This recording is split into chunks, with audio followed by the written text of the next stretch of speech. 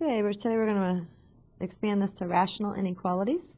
And not only do we have intervals that can have a sign change over zeros, but we can also have sign changes over vertical asymptotes.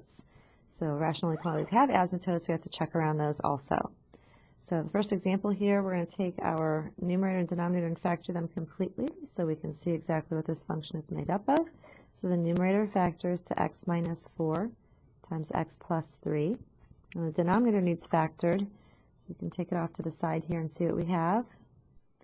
We're going to start, this is 4 terms. We're going to start by factor by grouping. So the first 2 terms have an x squared that's common. That leaves you with an x plus 2. The second 2 terms have a negative 4 that's common. That still leaves you with an x plus 2. X plus 2 is common to both factors. Pull it out. And that leaves you with x squared minus 4. And then when you have x squared minus 4 can factor to x plus 2 times x minus 2. That means this x plus 2 has a multiplicity of 2. So it's a quantity squared. And then you also have this x minus 2. Now it's all in completely factored form. We're looking for this entire rational function to be greater than or equal to 0. So we're going to start the same way we did with the polynomials of drawing a number line and putting all of these places where you can equal 0 onto the number line. So going chronologically, starts at negative 3, and then we have negative 2, positive 2, and positive 4. Okay, now we don't want to have our denominator equaling 0, so at negative 2 and positive 2, they're not possible to have, so I'm going to put open circles on those values. And then at the numerator, if you have 4 or a negative 3, it makes the entire function equal to 0. So we do want it equal to 0, so you can fill those in with solid dots. Okay, and this time we're going to look for changes of sign only when the multiplicity is even. Does it have no change in the sign? Kind of like when you're thinking about the polynomial function, it bounces off of this.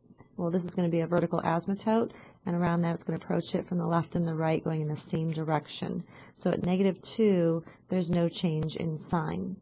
All of the others have a positive 1 as an exponent. That means they all have an odd exponent, so every other one of these zeros are going to change in sign as you look at it. Put change in sign.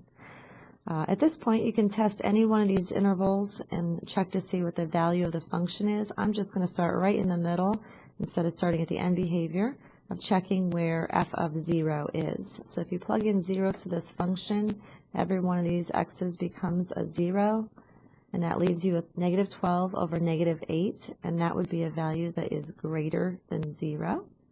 So in the middle, it's greater than 0. And then you can go out from there checking with all these changes and no changes. So if I go to the right, we change in sign, that would be less than 0. Keep going to the right, and we jump over 4, and that also has a change in sign, so it goes back to being greater than 0. If you go to the left, jumping over negative 2, there's no sign change, so it continues to be greater than 0. And then jumping over negative 3, there is a change in sign, so it's going to be less than 0. So now if we're taking our function, if we want the entire thing to be greater than or equal to 0, we want all the places of these intervals that the function is greater than. So that's in between negative 3 and negative 2. That's in between negative 2 and positive 2. And then it's over here on the right when it's greater than 4. So if we put our answer in interval notation, x is an element of all the sets going from negative 3, including negative 3, because that's a 0, the function, all the way up to negative 2, but not including the negative 2, because that's where a vertical asymptote would be. And then over on the other side, the asymptote goes from negative 2 to positive 2, not including the positive 2, because that's the next vertical asymptote. And then from the final place where it's above the x-axis would be from 4, including the 4, because that's a 0, up to infinity.